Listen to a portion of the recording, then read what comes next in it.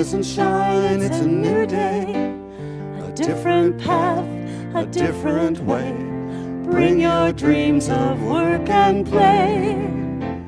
Rise and shine, journey to your destiny through endless possibility.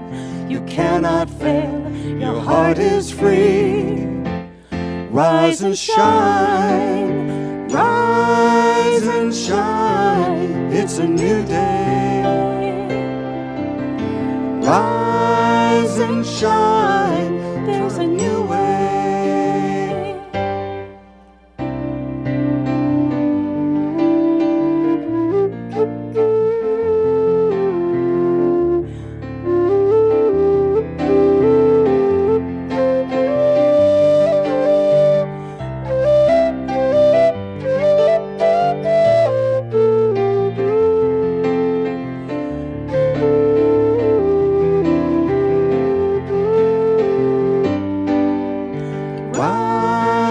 Shine, it's a new day.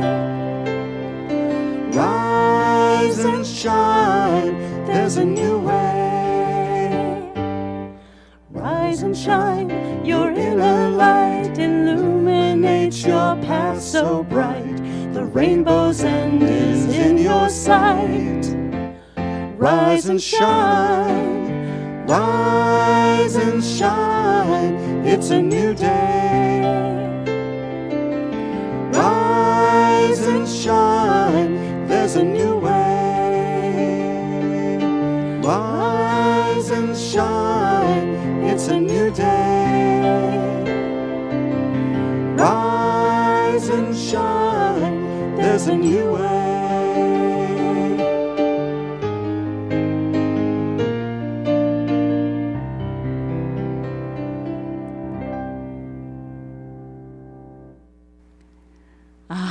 I've risen and I'm shining, I hope, Laura and Anton. Thank you so much. Hello, everyone, and welcome to Center for Spiritual Living, Rogue Valley in Medford, Oregon. I'm Kimberly Hawkins, Senior Minister here, and as always, we are delighted that you decided to join us for our Sunday celebration. We are an inclusive, progressive spiritual community dedicated to teaching tools to transform personal lives and help make a world that works for everyone. And we welcome you no matter where you happen to be on your own personal spiritual journey. Our musicians this morning, as you've already heard, are Anton Miserak and Laura Berryhill, and our practitioner, who in a moment will be doing our opening prayer and reading, is Maggie Covarrubias. Reverend Michelle Ariano is at home holding high watch, praying throughout the service for the highest and best for everyone who's tuning in and everyone here at our offices. So it's time now to take our collective deep breath as we go back to Anton and Laura to prepare us for our invocation and reading.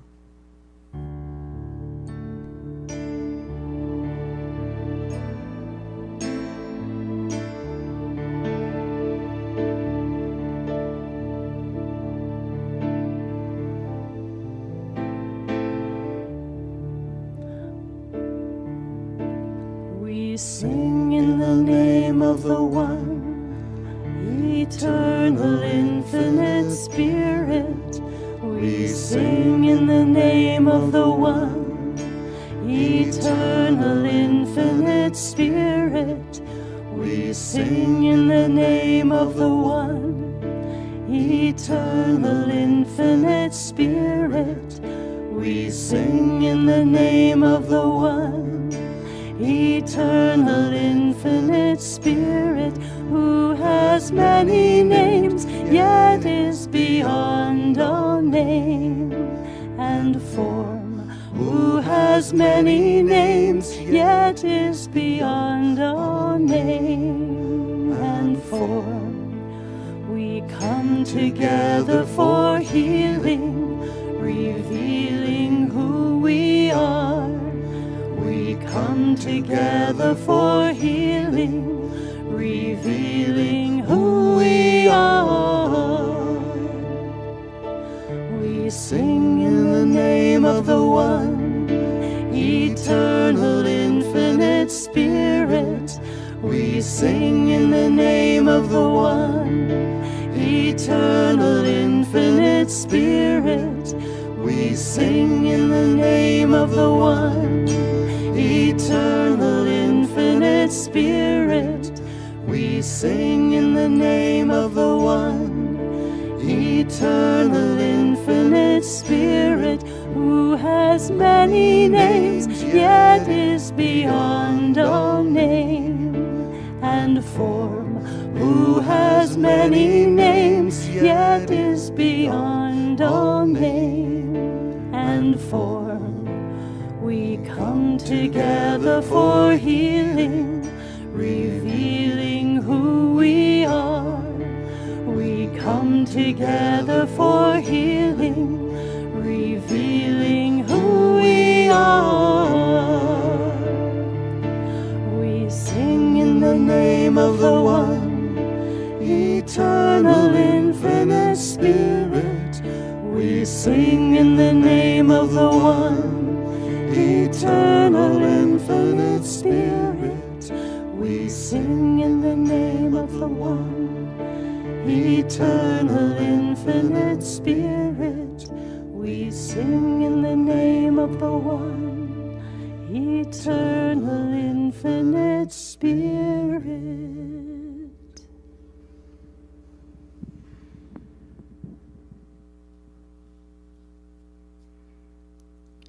Good morning. As we gather together in that infinite Spirit, I invite you to connect with that Spirit. I invite you to close your eyes if you feel comfortable. Take a deep breath and release it. And know right here, right now, as we gather as a loving community and share this sacred time together, that there is a power of love and light and life that surrounds us, that embraces us, that is with us with every beat of our heart. This presence, this power that I speak of is God. We are indeed all one with God. And I know as we share this time together that that power and that presence is felt within us and all around this planet. In this moment, I realize that I am always loved, always held, always supported. We know this as a community, and we know this in our hearts. And although today we cannot touch each other's hands, we touch each other's hearts. And although we cannot embrace each other physically, I know that we are embraced in love and light by God and as a community. And despite any outward appearances, we know that love abounds, that love conquers all, and that love that we share in our hearts and as a community spills out as water and refreshes all the places that are in so need of love, blessing all of those people that are in need of love. And so I know that this service, the lovely words that are spoken, the beautiful uplifting music, the sincere and loving prayers speak to everyone's heart, that everyone is provided with exactly what they need at this moment and in this time, and that healing takes place in ways and means we don't even know. I'm so grateful for this community and this teaching, and I'm so grateful for that love I can feel right here, right now, that we all share. I bless this community, this service, and this world. And I affirm this prayer by saying, and so it is. So, I couldn't come without another reading from Mark Nepo. I have a reading to share this morning, and it is from his book, things that join the sea and the sky. Field notes on living. Seems appropriate.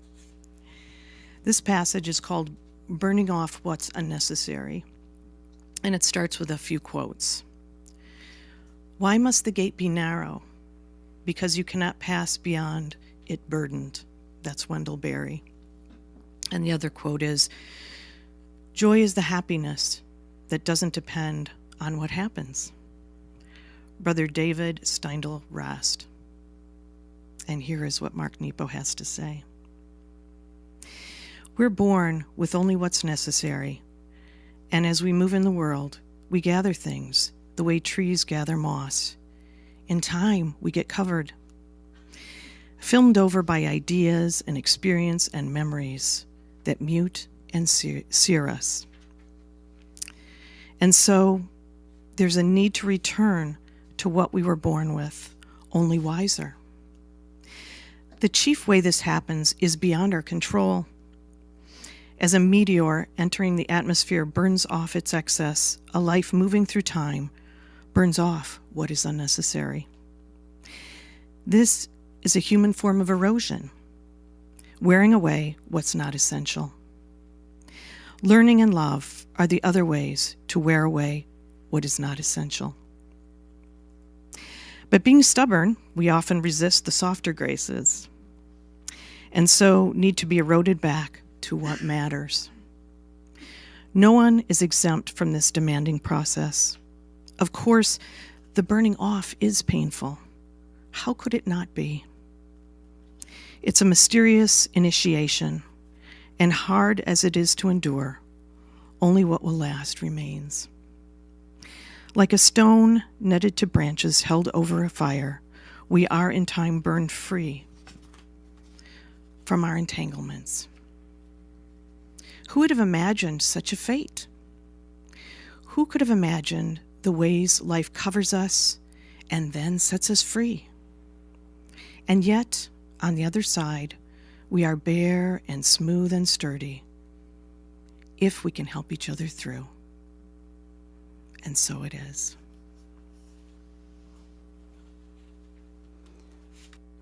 Move in the Direction of Your Dreams by Michael Gott.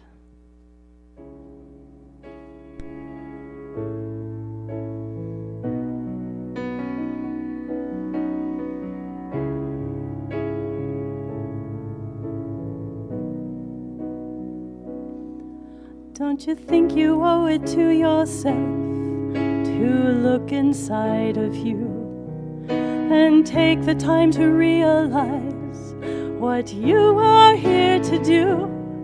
Don't you think the time has finally come to stand and face the fire, to walk into the blazing sun and claim your heart's desire?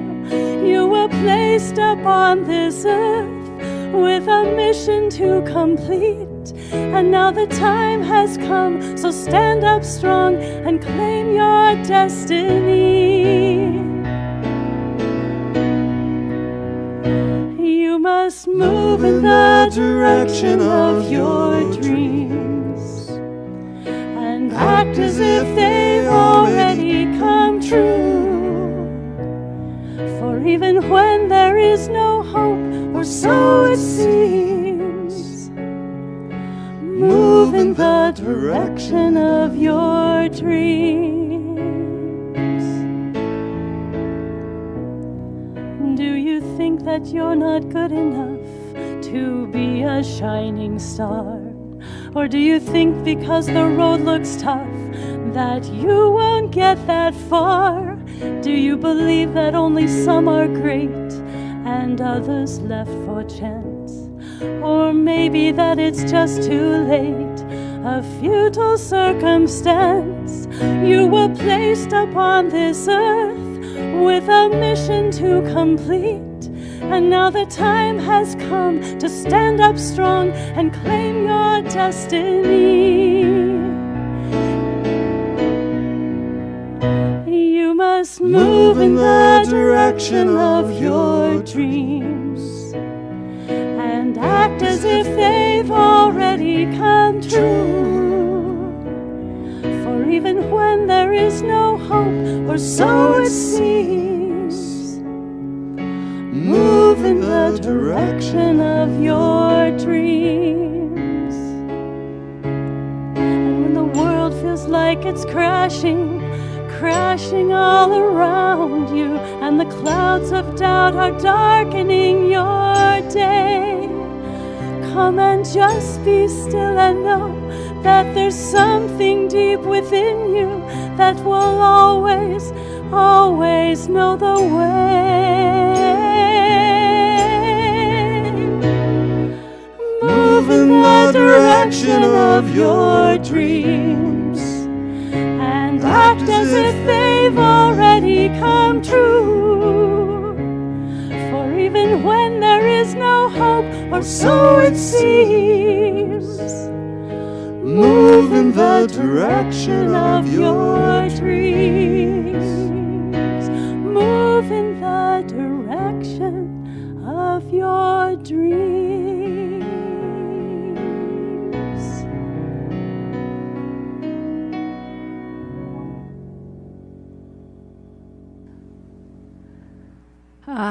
Love that song, Laura and Anton. Thank you. Our message this morning is called Cut the Rope. This is habit number 5 on our path to less stress and more joy, based on the work of Mark Batterson and his book, Win the Day. Now, the first 2 habits we talked about in this 7-part series had to do with what Batterson calls burying dead yesterdays. So that was flip the script. In other words, when we change our story, we change our lives. And the second one was kiss the wave, which was about embracing challenges, knowing that as we move through them, they become the way rather than being in the way. The second 2 habits were about living fully in the present, which we all know is so important. And so those habits were eat the frog, meaning tackle the thing that is most important to your heart first thing each day. And the second in the present was fly the kite, which means, yes, we are called to have God-sized dreams, to move in the direction of our dreams, but sometimes we have to start with very small steps. We have to be willing to do that. And I told the story of the suspension bridge that was first built over the Niagara Falls Gorge was started with a very small step, a kite flying contest. A young 15-year-old flying his kite, so he got the string across the gorge, which enabled engineers then to pull a bigger rope, and eventually a substantial metal thing to hang the suspension bridge on. Today and next week are about building tomorrows. And Batterson says they're about imagining unborn yesterdays. Now, cutting the rope, as I talk about what it means, may sound a little bit stress-inducing rather than stress-reducing. But in the end, I think you'll see why it's important on this path to less stress and more joy, because of all the painful emotions we as humans can feel, grief, anger, frustration, what else? You name it, right? Of all the feelings that we can feel, sadness, boredom is a painful emotion. We're not meant to stay in one place in this life. We're meant to move in the direction of our dreams. We're meant to expand and to experience more of life, not less of life. So if we stay in one place and we're not willing to cut the rope, I'll tell you in a moment what that means, we are experiencing actually more stress. Batterson says in his book, there are moments in life when playing it safe is risky. Playing it safe is risky. The greatest risk is taking no risk sometimes. So cutting the rope is about being willing to step out and take calculated risks in life. Now, I'm not talking about being irresponsible, being, impulsive like a lot of us are when we're younger. I'm talking about moving in the direction of our dreams by seeing where we want to go and realizing what risk we may need to take in order to get there. At times, we may fall. At times, we may fail, right? That happens. But sometimes that's necessary, and sometimes that opens up greater possibilities. We all know that that's happened sometimes in our lives. You don't get a job you think you really, really want, and then one comes along that's perfect. So Batterson says, cutting the rope is the way to cut the ribbon on the dreams God has given us. I love that. Cutting the rope is cutting the ribbon on the dreams God has given us. Batterson says, if you're not willing to put yourself in this is crazy situations, you'll never experience this is awesome moments. And I think if we look back on our lives, we probably all have instances where this was true, where we were willing to take a risk and therefore experienced awesome moments. For me, one of those moments came in high school. Believe it or not, I was terribly shy as a very young child. I mean, painfully shy. When an adult would speak to me, I'd try to hide behind my mom, and I wouldn't answer, and she would get annoyed because she was big on manners, and she would say, honey, you know, when an adult says hello, you need to greet them back, shake their hand, whatever. But I was too scared to even say hi. By the time I got to high school, it was a little better, but I still had a lot of shyness. And yet I had this dream of being an exchange student. My family had talked about it forever. I knew people who had done it, and I really wanted that adventure for myself. So I applied. My high school in Clark Summit, Pennsylvania used to send 1 or 2 kids a year abroad. And because the person who was chosen along with me chose to go for a summer, I didn't want to miss my whole senior year. I wasn't quite ready to cut that rope, but I wanted to go. And so I went. I was placed with the Experiment in International Living in northern Belgium. And it was quite the experience because I had been studying French and I wanted to practice my French. But if you know anything about the Belgian culture, you will know that in northern Belgium, they do not speak French. They speak a dialect of Dutch called Flemish. All of the studying I did to prepare myself about the king, Bedouin at the time, and learning stuff about Belgium history, my family in Vlaams, they called it, in Flanders, was nationalistic for their own culture, not for Belgium culture. So it was quite the learning experience. And while the 2 sisters in my family did speak French, and I had a chance to practice that, the 2 brothers spoke some English, and the mother in the family spoke nothing but Flemish. So I learned as much as I could that summer to be able to communicate with her. And it was a phenomenal experience. And I came back from that summer a little heavier because my mother she was a home ec teacher, and of course there was an extra dessert. It was Kimika got the extra dessert, but really I came home transformed. I just wasn't shy anymore. I had to, being outside of my familiar hometown and my family and anybody I knew, I had to step out. So cutting the rope, taking that risk, brought great benefits. And I did it again when I was in college, studying in Paris, my junior year. And you know, having done that, being over there without a place to live, the program I was with we didn't live in dorms. We had professors from the University of Paris, but we were given a list by Wesleyan University, whose program I was with, of possible places to rent. So when I got there, living in a hotel at 19 years old, I had to call up these places in French and find a place to rent and visit them. And it was quite something. By the time I got back home after that year, I truly felt empowered. I felt like, hey, if I did that at 19, I turned 20 while I was over there, I could do anything. I could literally do anything. So taking the risk, cutting the ribbon on the dream God had given me, which was to travel and to get to know other cultures and other people. Khalil Gibran has a beautiful poem about stepping through fear. It's called The River Cannot Go Back. It is said that before entering the sea, a river trembles with fear. She looks back at the path she has traveled from the peaks of the mountains, the long winding road crossing forests and villages. And in front of her, she sees an ocean so vast that to enter there seems nothing more than to disappear forever. But there's no other way. The river cannot go back. Nobody can go back. To go back is impossible in existence. The river needs to take the risk of entering the ocean, because only then will fear disappear, because that's where the river will know it's not about disappearing into the ocean, but of becoming the ocean. Wow, that's some inspiration. So the first thing that Batterson meant by cut the rope is to take that calculated risk, be willing to step out and move in the direction of our dreams.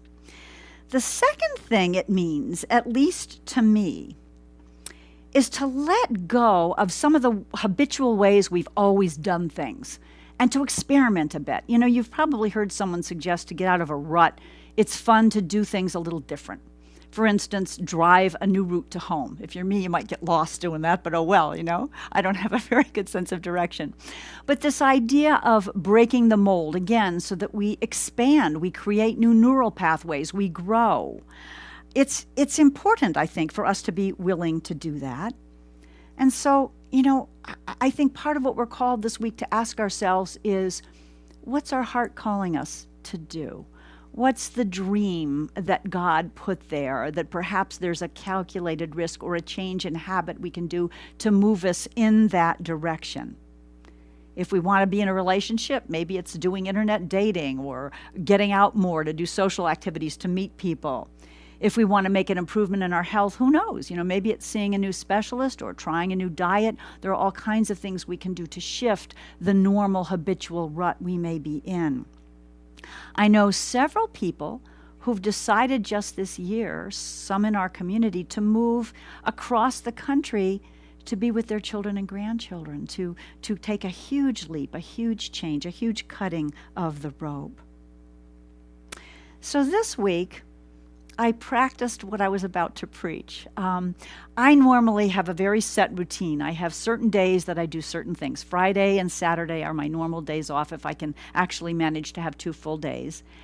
Let's see, Wednesday morning I write the newsletter. Thursday morning I write my talk. I have times for appointments. I mean, like most of us probably, I have a set routine. But 2 weeks ago, I took off in the middle of the week and went to Bandon on the coast to experience the circles in the sand, the labyrinth that Denny Dyke, the artist, does. And I was so moved by that experience that I had to go back. I just had to go back again this week for the last day that he was doing it, which was this Wednesday. So I shifted my schedule, got the newsletter written early. I got to admit, I didn't finish actually writing the talk till this morning. It was okay because it was an amazing experience. I got to meet Denny Dyke, who is a beautiful being, who really is, actually I discovered, has been a religious science practitioner. I did not know that. And he has a message when he does this beautiful art project that's walkable art that becomes a community experience. And the message is about love. The message is about oneness. As you walk the path in the sand with other people experiencing the same thing, with the ocean, you feel that experience of oneness. And before we walk the path, he gives a little spiel. And what he says is, really it boils down to love. And he encourages us to use the word love 15 times for the rest of the day, to tell people that we love them. And he said, if you lose track of how many times you've said it, you got to start again. Why not? He also said, as we began to walk the labyrinth, as we were about to walk, that the labyrinth has no dead ends and no wrong turns, just like life. And I just love that. So if we're willing to cut the rope, to step out, to experiment, to risk failing, there really are no dead ends and there are no wrong turns. God turns wrong turns into new possibility, infinite possibilities. Wow. And so another question that I want to ask us all today, aside from, what is calling us to shift, is what gives us joy. It's so important right now.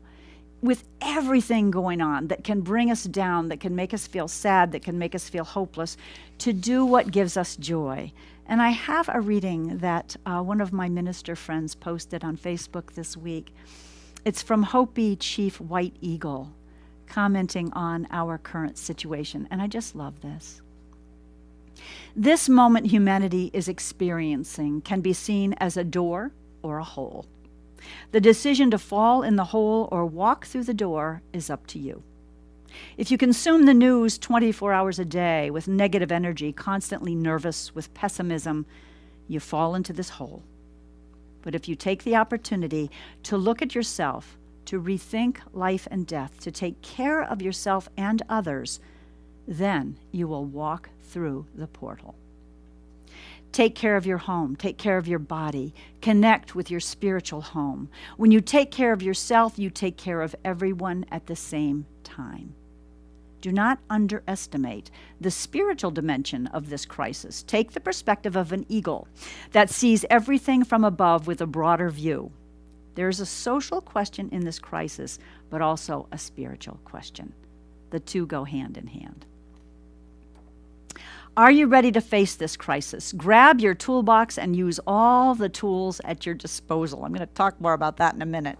Learn resistance from the example of Indian and African peoples. We've been and are exterminated, but we've never stopped singing, dancing, lighting a fire, and rejoicing. Don't feel guilty for feeling blessed in these troubled times. Being sad or angry doesn't help at all. Resistance is resistance through joy. That's a thought, isn't it? Resistance is resistance through joy. You have the right to be strong and positive, and there's no other way to do it than to maintain a beautiful, happy posture.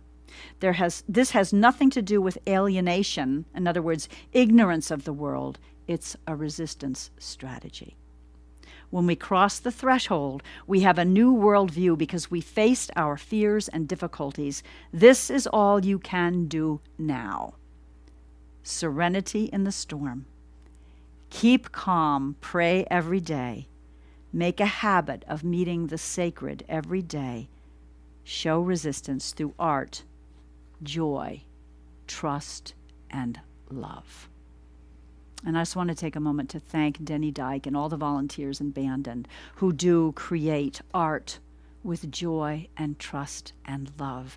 And, by the way, this acceptance of the impermanence of all things, because that labyrinth in the sand, that beautiful art creation is there for about 2 hours, and then the tide comes in and washes it all away. Wow. The final aspect, I believe, to this idea of cutting the rope. And I got this in a whack across the head this week hard. It's cutting the rope to our habitual habit of complaining, judging, blaming. I am going to admit right now that it's hard not to do that in these times. I mean, if you look at all that's going on right now, losing 13 servicemen recently, God bless them, in Afghanistan. The fire's still raging. This hurricane, I have a good friend in Louisiana awaiting the hurricane, which is expected to strike this morning as a Category 4 storm, 150-mile-an-hour winds. It's crazy. We've got all of the dissension going on, the debate and the acrimonious accusations between vaxxers and anti-vaxxers, maskers and people who want to eliminate mask mandates, the whole movement now to reduce voting rights. I mean, I could easily, and I hope I'm not, well, I don't hope I'm not the only one, but I bet I'm not the only one, that sometimes I just watch the news and I just want to crawl into that hole like Chief White Eagle talked about. And what I realized when I heard, or read rather, a letter. It's a letter from the angels that was channeled through a delightful, delightful medium in Arizona called Ann Albers. I realized that we do have the tools to manage this crisis.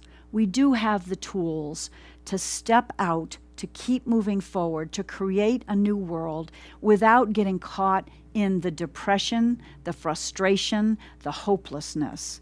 But we got to use them. And my friends, I will admit to you right now, I have not always been using them. And I don't know if this is true for you. But I'm going to read you just a little bit of the letter from the angels and then talk about how this is exactly what our Science of Mind teaching is all about. It goes like this. Dear friends, we love you so very much. What are you for?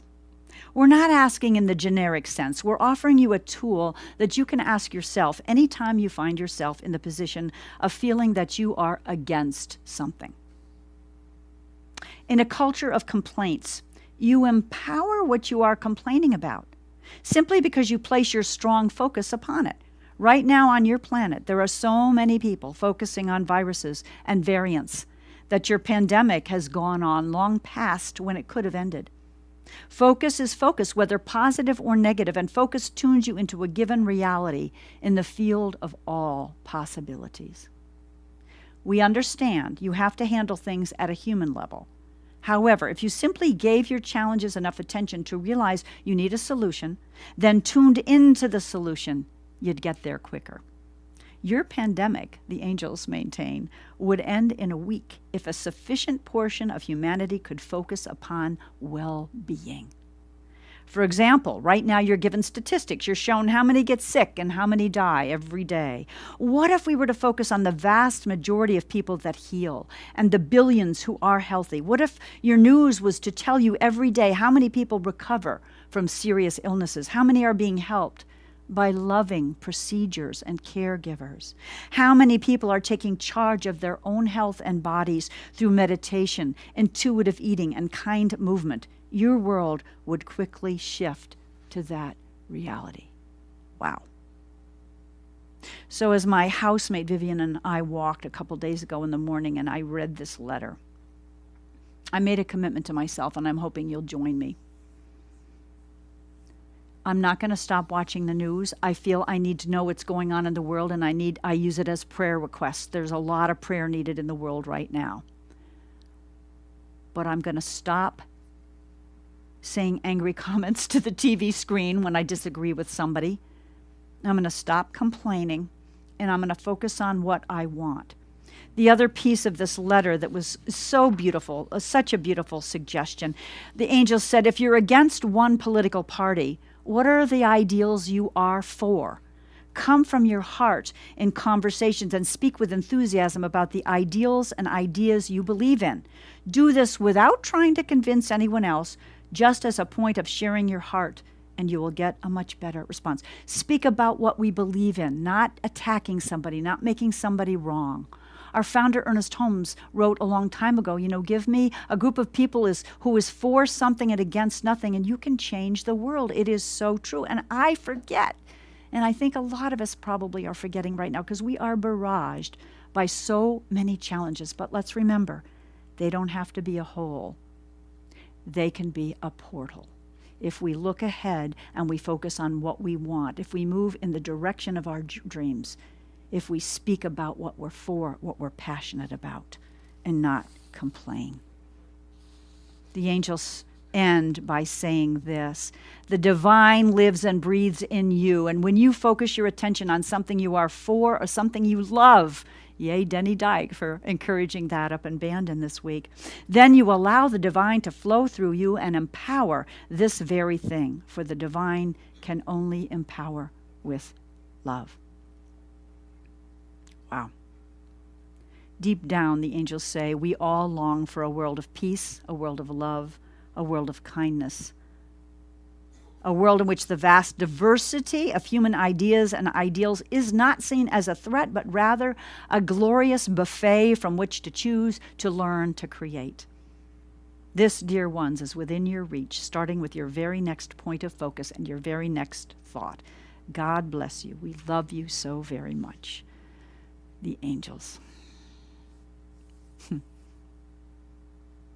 So let's be that group that turns the tide on everything that's going on that we don't want, by focusing on what we do want, by talking about connection and love and oneness and a world that works for everybody, by not hiding in the sand but not falling into the hole, by being willing to join hands metaphorically and walk through the portal, focused on what we want. That's what we teach in Science of Mind. I mean, I teach it. I'm a minister, and yet I have slipped. I have forgotten how important it is to see what's going on, to know what we want, to pray for that, to focus on that, to feel that, to speak about that, and to refuse to participate in the divisive the bitter, the blaming conversations that are going on around us.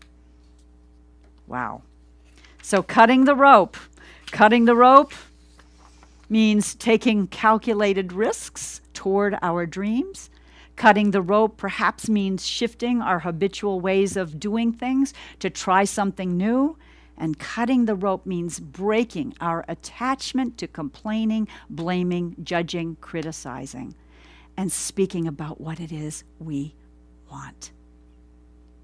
The other thing that's part of that last one is looking for the love, like Denny encouraged us to do. Look for those things. There's so much good happening right now. The servicemen who have rescued children in Afghanistan, the health workers who keep risking their lives, the teachers who are back in school now teaching our children. There's so much good. We need to announce it and share it and focus on it. Look for the love.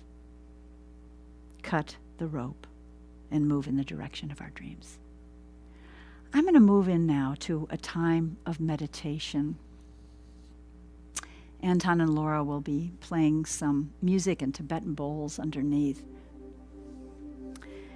And this is a meditation of release, cutting the rope on those things that don't serve us, and also of getting in touch with our inner wisdom, which is always, always available to us. It's clearing to connect with our deep wisdom. And I've based this on an insight timer meditation that I shared in our newsletter this week by Seen Mariana. So we begin by just taking a deep breath in, and a very slow breath out. And let's do that a few more times together. A deep breath in, filling our lungs, our bellies. And a slow breath out. And again.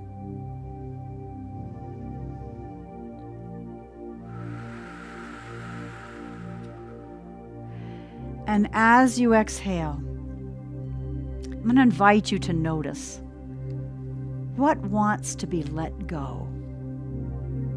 What is asking to be released from your consciousness? Perhaps it's anxiety, fear, uncertainty. There's a lot of that. Pressures that you're feeling.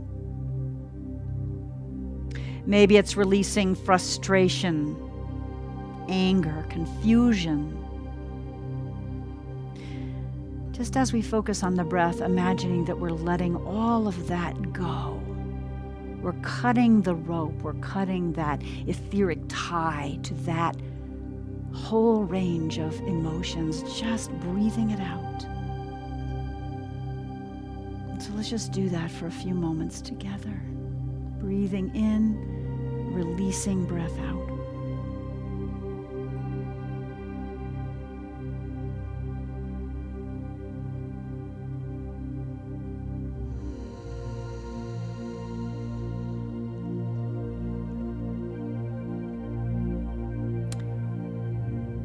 As we continue to release the anger, the confusion, whatever it is we need to let go of, I invite you to imagine that as you breathe it out and send it away, that it is transmuted into pure love. Because the atmosphere that surrounds us is indeed pure love. It is God, is its spirit, is cosmic consciousness. It is nothing but love. So as we release the fear, we release the judgment, release the confusion, as we let it go and send it off, it can be transformed to, first of all, reduced to the native nothingness from whence it came, and be transformed to pure love. And perhaps we give our arms and hands and legs a little shake to just shake off those energies that we want to release.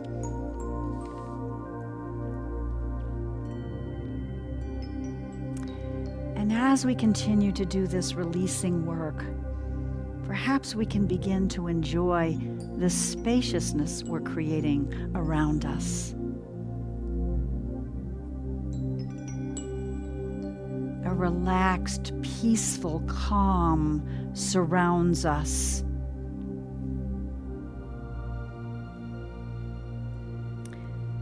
And it's as if we left behind our isolation and social quarantining and moved out into the beauty of nature, perhaps a walk on the beach like I was able to do this week, taking in the beauty around us, the natural beauty that is, again, love in expression. Giving ourselves time to recall beauty in our lives, to recognize the beauty as above, so below. As the clouds above are reflected in the water below.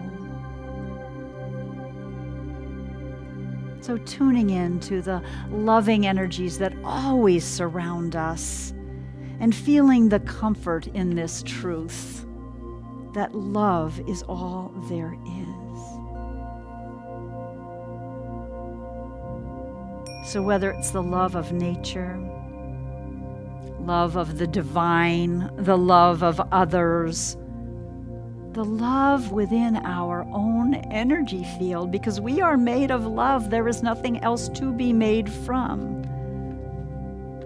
Allowing ourselves to feel into pure love. And so let's take another big inhale, imagining that sea air, crisp, cool, moist, and just exhaling a big exhale. Perhaps next time on the exhale, allowing yourself to sigh as you let go and release.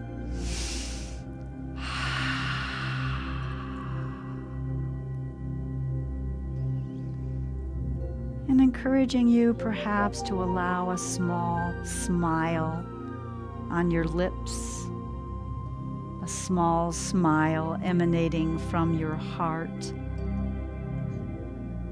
allowing this uplifting, loving, connected energy to move up through all our chakras and to be released again through the crown chakra to the heavens. Feeling our lightness. Feeling that light that lives us, that light that supports us always. Feeling gratitude. We can be both grounded and also light. Allowing the breath to soften us, to deepen our focus, to go with the flow into a deep place of calm.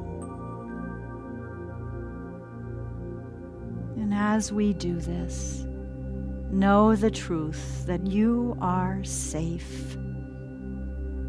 You are always loved. The divine is always loving, protecting, nurturing, and supporting you. This place of inner peace is always available, this place of calm. All we need to do is get still and go within.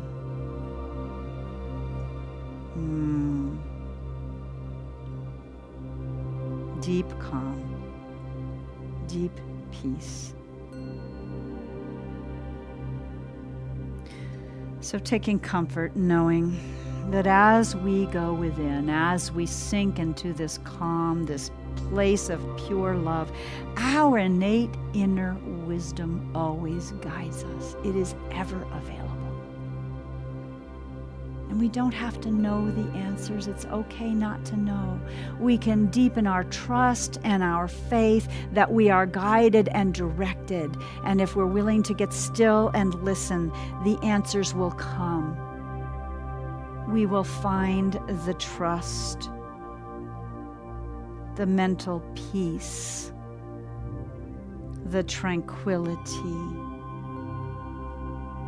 And as we allow ourselves to feel into this wisdom,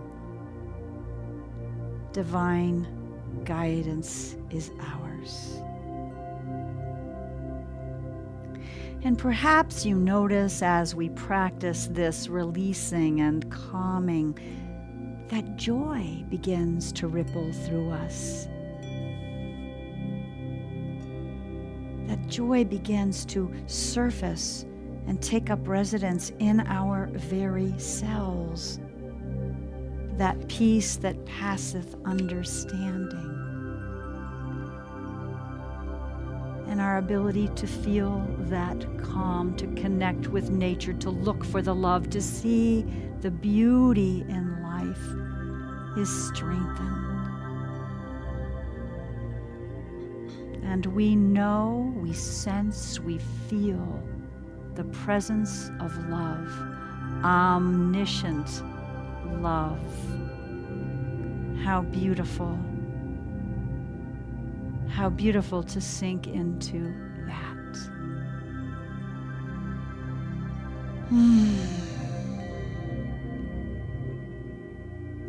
And so realizing this is a place we can always visit. It's ever available to us. Giving thanks to beautiful teacher Sin Mariani for this beautiful idea of releasing to connect with our inner wisdom. We begin now to bring our attention back to the outer world, looking still for the love, being aware that the beauty, the love, the goodness is ever present, even in the midst of all that's going on in this world. Because we are love. We are godlings. We are one. And so I'm going to take us into a brief prayer.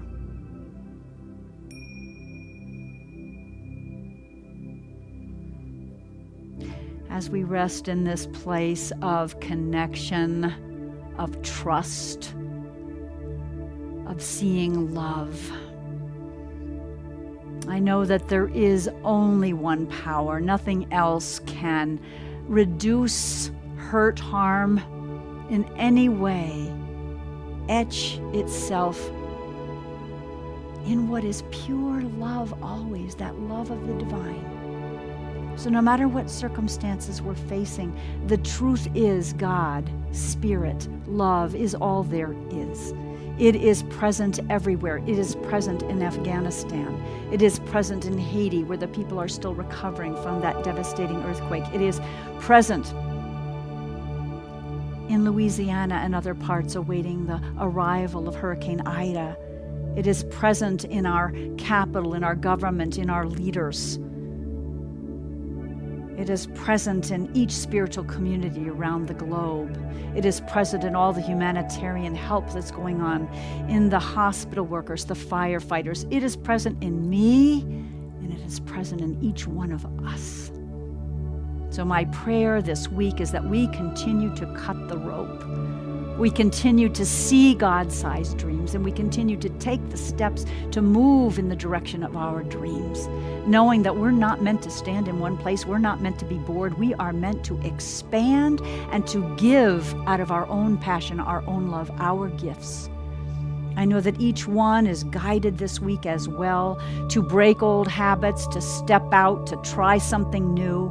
And most especially this week, I affirm that each one of us is able to cut the rope, to cut the attachment to blaming, to feeling powerless, to complaining, and instead to focus, as the angels recommended, what is it we stand for? What is it we love? What is it we want to see? As Gandhi so beautifully and simply said, we need to be the change we want to be in the world. And as each one of us is willing, courageous, and able to do that, we do indeed transform everything. So knowing that this presence of love is with everyone suffering in any way, anyone who feels disconnected from that divine presence, knowing that is never the truth. We are always safe. We are always nurtured. We are always protected. In gratitude to know this, to speak this, in gratitude for this time together, I release this word knowing it's heard and answered, and we say together, and so it is. Amen. Thank you. Thank you, Anton and Laura, and we go back to them now for another meditative song.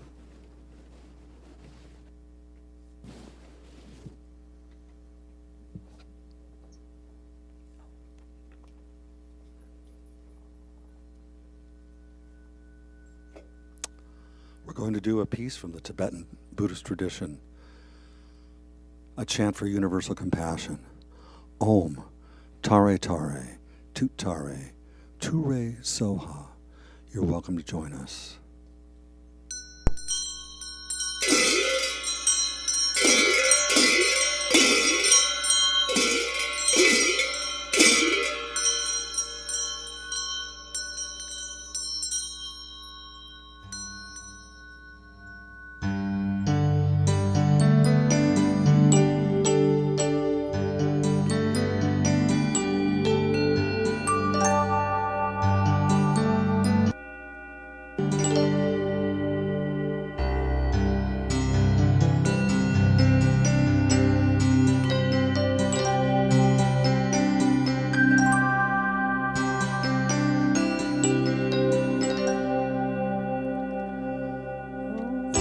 Tare Tare, Tu Tare Ture Soha. Om Tare Tare, Tu Tare Ture Soha. Om Tare Tare, Tu Tare Ture Soha.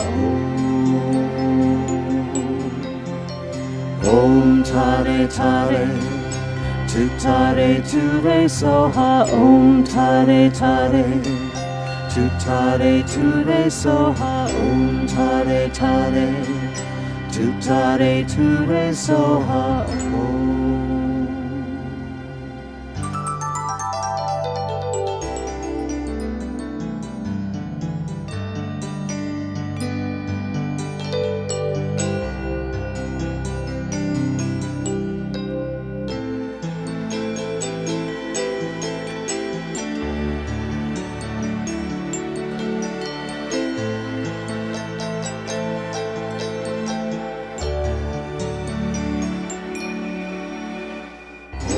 Tare Tare, Tu Tare Ture Soha. Om Tare Tare, Tu Tare Ture Soha. Om Tare Tare, Tu Tare Ture Soha. Om Tare Tare, Tu Tare Ture Soha. Om Tare Tare, Tu Tare Ture Soha. Om Tare Tare, Tu Tare Ture Soha.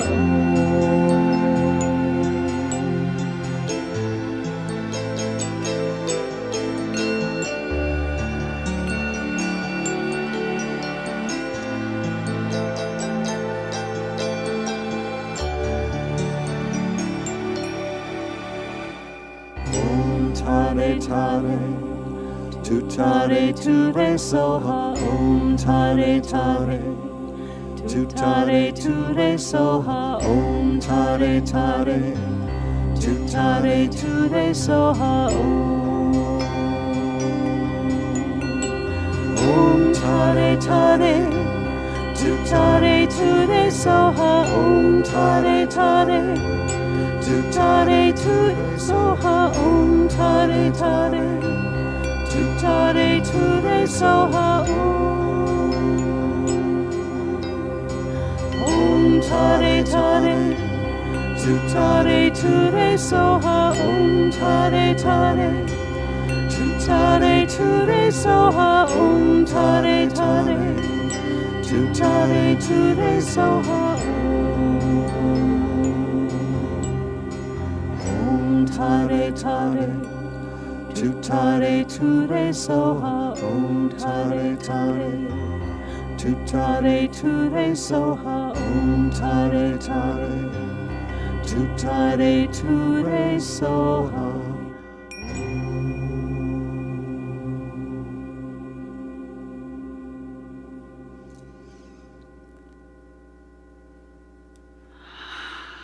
Oh, Anton and Laura, thank you doesn't quite do it. That was just beautiful. Thank you. Thank you. It is time in our service now where we turn our attention to the spiritual practice of gracious giving. So this means that we become aware, we look for all the ways that we're blessed in life and that flow is coming to us, and we become willing to share a portion of our abundance to those places where we're spiritually fed.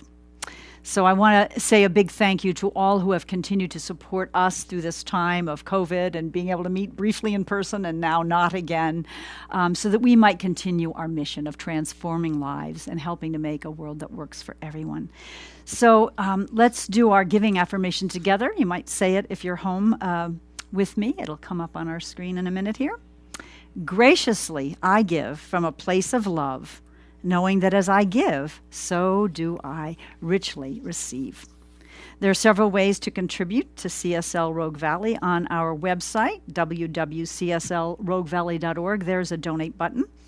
You can use the donate button on our Facebook page or mail a check the old-fashioned way to CSL RV, P.O. Box 1458, Medford, Oregon 97501. I hope I got that right this time. I've had trouble. A couple announcements. We have exciting news. We have fall classes open for registration now. They will be given online because of our situation with COVID right now. But Foundations of Science of Mind, which is the place to start to learn our principles and how to use them in your life. It is a life-changing class. It's awesome. 10 weeks. We'll be meeting from 6 to 8:30 p.m. Pacific time on Wednesdays starting on September 15th. You can sign up on our website with a $50 deposit. We will also be teaching practical mysticism.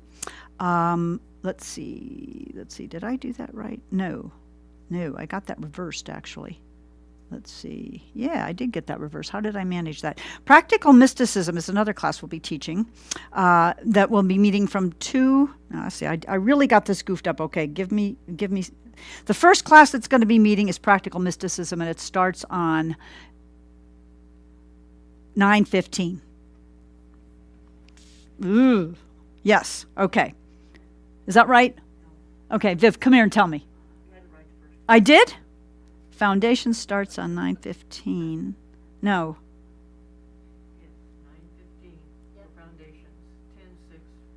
Because Reverend Michelle is teaching practical mysticism, and I'm teaching foundations. So it's reversed. So it's practical mysticism instead of foundations will be from 6 to 8:30 Pacific time Wednesday starting on 9:15, and foundations will start on October 6th in the afternoon on Wednesday, 2 to 4:30 p.m. That's the correct information. I am challenged by dates and times in case you haven't noticed. Our newsletter will have that information as well, and if you need to sign up for our newsletter, you can do so either by going to email on our Facebook page or sending an email to cslroguevalley@gmail.com. Okay. All right. Also, prayer requests are always welcome. You can go to our website, hit the prayer request button, and our practitioners and ministers will pray all week for you or your loved one or whatever situation you want to shift in your life or the life of those you care about. All right. We got through announcements. We're going to go back now to Anton and Laura for our closing song.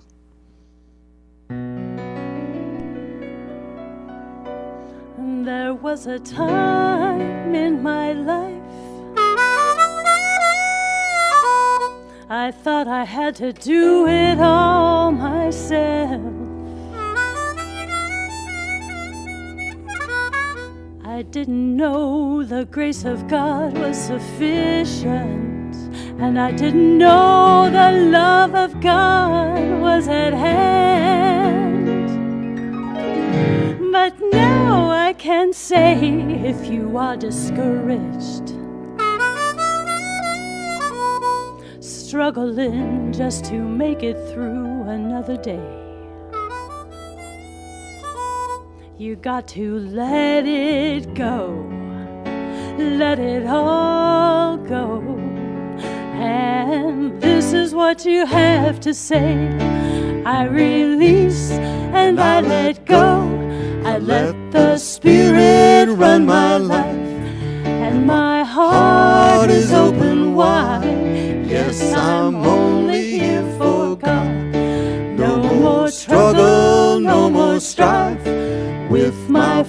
faith I see the light. I am free in the Spirit. Yes, I'm only here for God. I release and I let go. I let the Spirit run my life. And my heart is open wide. Yes, I'm only here for God. No more struggle, no more strife.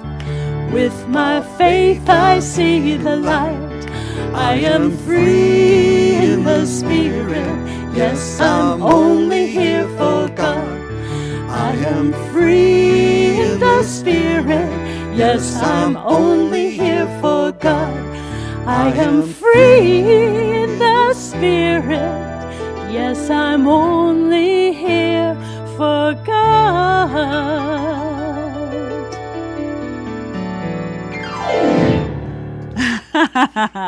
That's right. That's what we're here for, Lauren Anton. We're here for God.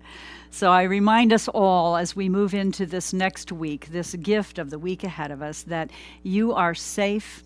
You are always loved. The divine is always loving, nurturing, protecting, supplying you and me and all of us. Namaste, my friends. See you next week.